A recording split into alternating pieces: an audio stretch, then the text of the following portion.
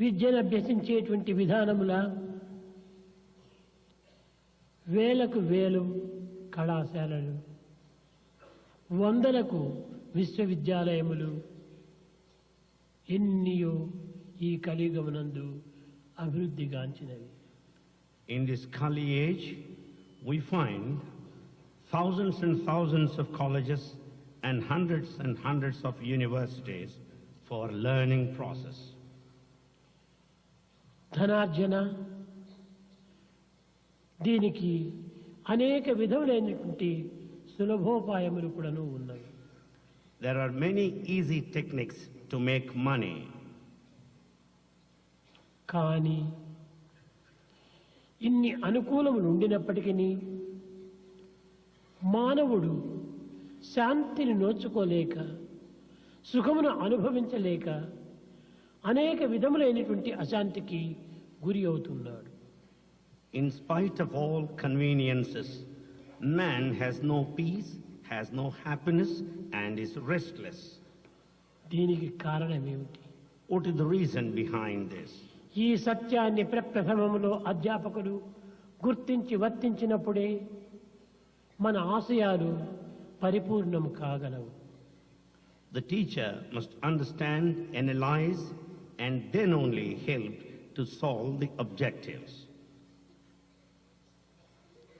లోకములో ధనమే ప్రధానమైన బలమని కొందరు అంటుంటారు. In this world, some feel that money is very important. విద్యాశక్తియే దీనికి ప్రధానమైన విలువ అని మరికొందరు అంటుంటారు. Some feel the value of education lies in this. మేధాశక్తి మానవునికి ప్రధానమైనటువంటి బలము అని మరికొందరు అంటుంటారు. Some also feel that is the power of intelligence as the aim of this education. ధనబలము, విద్యాబలము, మేధాశక్తి ఇవన్నీ కూడాను నా దృష్టిలో దుర్బలములే కాని బలములు కాదు. According to Swami, the power of wealth, the power of intelligence and education are signs of weakness and not of strength. గుణమే నిజమైన బలం. It's only the character that is the true strength. ఈ గుణముతో కూడినటువంటి యొక్క నడవడిక మానవులకు ఉన్నత స్థానమును అందించగలదు. Along with the character, it is only the behavior that will take man to exalted position. ఈనాటి మానవుడు ఇన్ని అనుకూలములు ఉండినప్పటికీ తగిన శాంతి భద్రతలను అందుకోలేకపోవటానికి కారణము మానవుని యొక్క దుర్నడతలే దీనికి మూల కారణం. In spite of all conveniences, there is no peace and security. The reason is the bad behavior of mankind. గుణముతో కూడినటువంటి నడన సరైనదిగా ఉండినప్పుడే మానవుడు శాంతిని, సౌఖ్యమును అనుభవించడానికి ఎంతైనా అవకాశం ఉంటుంటుంది.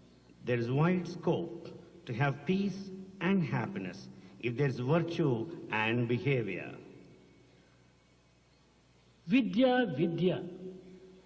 విద్య ఉండి కూడాను గుణము లేకపోతే ఇది కేవలము రసము లేని ఫలమే, పాలివ్వని గోవే. There is education.